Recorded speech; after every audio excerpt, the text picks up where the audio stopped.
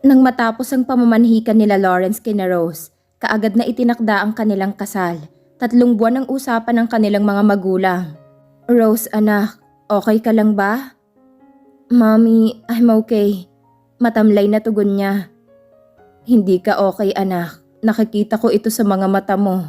Lagi kang matamlay gaya ngayon. At palagi ang lalim ng iniisip mo. Hindi ka pag-aanong kumakain. Haya nangangayayat ka na tuloy. Mom, iniisip ko kasi kung magiging masaya ba ako sa pagpapakasal kay Lawrence. Magiging mabuti ba akong asawa sa kanya gayong hindi ko naman siya mahal. Anak, pwede mo namang turuan ang puso mo na mahalin siya, di ba? Umiling si Rose sa ina. Mommy, di ba ang sabi nila, ang pagpapakasal ay ang pinakamagandang mangyayari sa buhay ng isang babae at pinakamasaya dahil makakasama na niya habang buhay ang lalaking mahal niya. Oo, anak. Mommy, yun ang gusto kong maramdaman sa araw ng kasal ko. Hindi niya napigilan ang luhang kumawala sa kanyang mata. Niyakap siya ng ina dahil ito lamang ang tanging magagawa nito. Masakit sa isang ina na makita ang anak na nasasaktan. Lumuluha. Kung may magagawa lamang siya. Pero wala. Para siyang naputulan ng kamay at paa. Mommy, I want to be happy. Pero bakit ganun? Kabaligtaran naman ang nangyayari sa akin. Tuluyan na siyang humagulgol. Anak, I'm sorry. Alam kong kami ang naglagay sa'yo sa kalagayan mong ito na nagpapahirap sa iyong kalooban.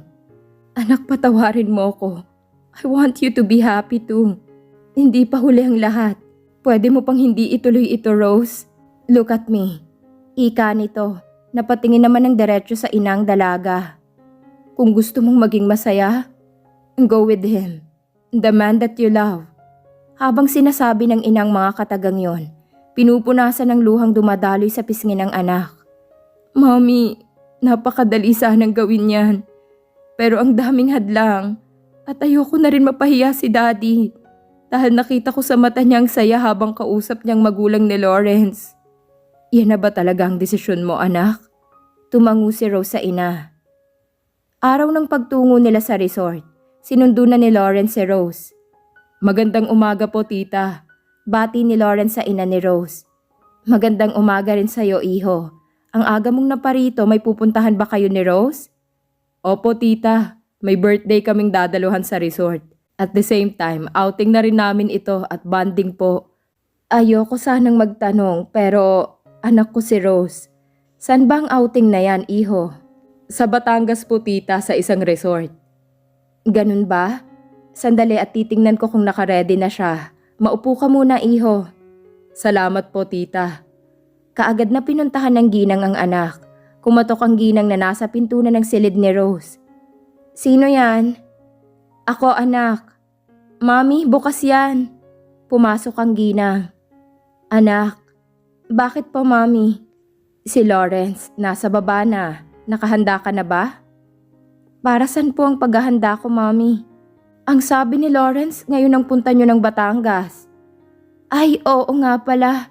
Ngayon ang punta namin doon. Naku, nakalimutan ko. Di bale, maaga pa naman. Magayak ka na at sasabihin ko kay Lawrence. Nahintayin ka niya sandali. Sige po, mami. Salamat. Bumaba na ang ina. Dali-dali na siyang nag-impake ng gamit. Pagkababa niya nagpaalam sa ina at umalis na. Wala silang imikan habang nasa biyahe. Minabuti ni Rose na umidlip muna. Hinayaan lang ni Lawrence ang dalaga. Tuwing humihinto sila napapatitig siya kay Rose. Napangiti si Lawrence. You are so lovely, Rose. Gusto niyang haplusin ang pisngi nito. Pinigilan niya ang sarili. Baka magising magalit pa ito sa kanya. You gonna love me, Rose. Gagawin ko ang lahat para maging masaya ka sa piling ko. After 1 hour, narating na nila ang Kalatagan, Batangas Resort. Rose, we're here. Hindi natinag si Rose. Napatitig muli si Lawrence sa mukha nito. This time, hindi napigilan ni Lawrence ang sarili. Hinangat niya ang palad. Hinaplos ang pisngi nito. Nagulat si Rose nang may mainit na dumampi sa kanyang pisngi. Kaya napamulat kaagad siya. Lawrence? Kinabahan si Lawrence. Oh, sorry. Nagulat ba kita? Ginigising kasi kita, nandito na tayo. Ganun ba? Naku, nakatulog pala ako. It's okay. Halika na, baka nariyan na sina Alfred. Sa pagbanggit ni Lawrence sa pangalan ng kaibigan, napapalundag ang puso ni Rose. At may pananabik siyang makita ito. Pagpasok pa lang nila sa lobby ng resort, binati agad sila ng mga staff ng resort. Welcome to Calatagan Resort, sir, ma'am. Full of smiles sila. Salamat. Ngiti naman ang naging tugon ni Rose sa mga ito. Nang lumapit naman sila sa counter para magtanong kung may nauna na sa kanila. Excuse me, miss. May kumuha na ba sa susi ng mga kwartong pinareserve ko dito? Ano pong number, sir? 50 and 51. Wait lang po, sir, at titingnan ko. Okay, take your time, miss. 2 seconds na tiningnan nito. Sir, may kumuha na po si Mr. Alfred. Okay, thank you. You're welcome, sir. Nagtaka naman si Rose. Bakit may kinuha silang cottage? Alam niya uuwi rin sila. Napatanong siya. Lawrence, mag-overnight ba tayo rito? Yes, pero don't worry. Hindi tayo magtatabi kung yan ang inaakala mo. You and Monica stay in one room. Kami naman ni Alfred sa kabila. Tango ang naging tugon ni Rose sa sinabi ni Lawrence. Ewan ba niya kung bakit may naramdaman siyang kaba. Nang makarating na sila sa kanilang mga silid, tumuloy na sila sa loob dahil hindi naman nakalak ang pinto. At ang alam nila naroon na sina Alfred at Monica. Nang maibaba ni Lawrence ang gamit niya, agad niyang pinuntahan ang dalaga. Rose, tawag niya at dahil bukas ang pinto pumasok siya. Dahil hindi sumagot si Rose, kaya dumiretso sa may balkonahe. Naroon nga si Rose nakatanaw sa karagatan. It's so beautiful, diba, Rose? Sabi nito sabay yakap nito sa likod nito na ikinabigla naman ng dalaga. Hahagkan sana ni Lawrence ang pisngi ni Rose, pero hindi natuloy dahil tumunog ang kanyang cellphone. Tamang si Alfred ang tumatawag. Agad niya itong sinagot at medyo lumayo siya sa dalaga. Hello? Hello, dude, Lawrence. Nasa na kayo? Narito na kami, dude, sa silid. Wrong timing naman ang tawag mo, dude eh. Dahil alam ni Alfred ang ibig sabihin ng kaibigan, napatiimbagang siya. Hello, dude. Are you still there? Wika nito dahil natahimik siya bigla. Yes, dude. Nasaan ba kayo, dude? Narito kami sa may restaurant, dude. Okay, dude. Pupunta na kami riyan. Hintayin na lang ninyo kami. Sige, dude. Rose, tara na. Puntahan na natin sina Alfred. Anyaya nito. Tumango ito. Honey, masarap ang mag-swimming ngayon. Hindi mainit ang panahon. Halika, maligo muna tayo. Mamaya na, Monica. Pupunta na sina Lawrence dito. Wait natin sila para sabay-sabay na tayong maligo. Dahil sa sinabi nito na kasama ang dalawa, napasimangot ito. O bakit nakasimangot ka? Kasi ang gusto ko tayong dalawa lang ang maligo. Para masolo kita. Hindi naman pwede ang gusto mo, Monica. Kasama natin sila. Honey, it's your birthday. I have something for you. Ano naman yun, ha? Not now, honey. Tonight, I will give it to you. Ika nito at isang pilyang ngiti ang sumilay sa kanyang labi. Napailing naman si Alfred dahil alam na niyang ibig nitong sabihin. But he's not interested. Kung pwede lang hindi niya na isinama ito. Honey, hindi pa pala kita nag-greet. Happy birthday. I wish you the best in your career and to our life. Ha? Anong klaseng pagbati yan? Isinama mo pa pati sarili mo. Dapat lang, kasi dahil gusto kong maging parte ng buhay mo. And this is my first gift to you. Sabay halik sa labi nito. Hindi naman napaghandaan ni Alfred ang ginawa ni Monica. Tama naman sa pagdating ni na Lawrence at Rose para makita na magkahinang ang kanilang labi. Pagpaparamdam ni Lawrence kina Alfred at Monica, inilayo bigla ni Alfred ang labi. Hinabol pa ni Monica ito, pero agad niyang ibinaling ang muka sa bagong dating. Narito na pala kayo. We'll just arrive to see your very sweet moment. Sorry kung naistorbo namin ang ginagawa nyo. Sinabi mo pa. Piping wika ni Monica, pero dinig na dinig nilang sinabi niya. Hindi naman, dude. Hinihintay nga namin kayo para mag-swimming dahil gusto ni Monica na maligo. Ganun ba? Sige, tara na. Tamang-tama, hindi mainit ang panahon. Rose, ikaw, gusto mo na bang maligo? Baling ni Lawrence sa dalaga. Hindi, kayo na lang. Kasi wala akong dalang pangpaligo. Naiinis si Monica. Gusto talaga niyang mag-swimming. Oh, don't worry, Rose. I have an extra one. Here it's new. You can have it. Para maka-join ka. Don't be killjoy. Wika ni Monica. Hindi ako killjoy, Monica. Wala lang talaga akong dala. Akala ko kakain lang tayo rito at magsastay ng sandali lang. Okay pala kung meron ka, Monica. So let's go para makapagpalit na tayo. Anyaya ni Lawrence. Teka, dude, kumain muna tayo. Baka nagugutom si Rose. Sa dalaga nakatingin si Alfred. Oo nga pala, Rose. Kumain muna tayo. Wag na, hindi ako nagugutom. Mamaya na lang. Kung ganon, tara na. Ani Lawrence.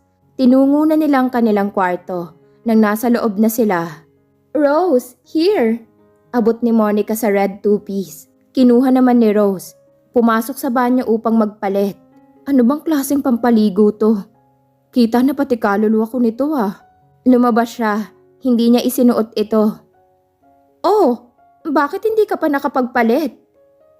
Nahihiya kong isuot tong ibinigay mo. Sobrang daring eh. Ngayon ka lang ba makakapagsuot ng ganyan? Oo. Try it. Maganda naman ah. See what I'm wearing. Look at me. Pareho lang yan sa isusuot mo. Baka naman hindi maganda yung katawan mo kaya nahihiya ka. Kung ayaw mong isuot, bahala ka. Mauna na ako sa'yo sa labas. I want to see how's Alfred. Look at me. At lumabas ito. Napatingin na lang si Rose dito. Kaya mong isuot yan, Rose. Huwag kang magpatalo sa kanya. Nice ka naman ah. Wika niya sa sarili. Muli niyang tiningnan ng two-piece. Tama. Bakit nga ba ako mahihiya? Go, Rose. Show what you've got. Ika niya. At siya'y napangiti. Kaagad na siyang nagpalit. Paglabas niya lahat ng madaanan niyang mga lalaki na papalingon sa kanya sa ganda ng hubog ng katawan. Pero andoon na rin ang hiya niya dahil ngayon lang siya nagsuot ng bikini. Paglapit niya sa kinaroroonan ng mga kasama sa cottage, agad siyang pinuna ni Lawrence. Wow, ang nice naman ng magiging misis ko. You have a perfect body, Rose. Ang ganyang katawan hindi tinatago, di ba? Dude, Alfred. Nakadama ng selos si Alfred sa sinabi ni Lawrence na magiging misis niya si Rose. He looked at her. Yes, nice and beautiful. Gustong ngumiti ni Rose sa papuri ng binata sa kanya, pero pinigilan niya ito. Iyamot at inis ang nararamdaman ni Monica. Nakikita nito sa mata ni Alfred ang paghanga kay Rose. Damn, siya pinuri pero ako kahit sulyap hindi niya nagawa. Shit, mura ni Monica ng lihim.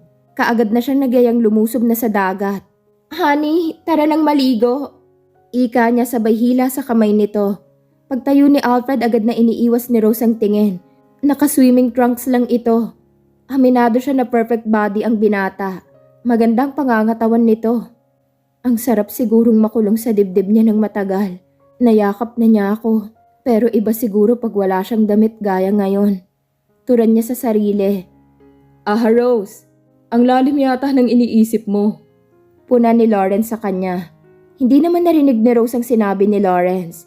Kinausap niyang muli ito. Rose. Ha? May sinasabi ka ba?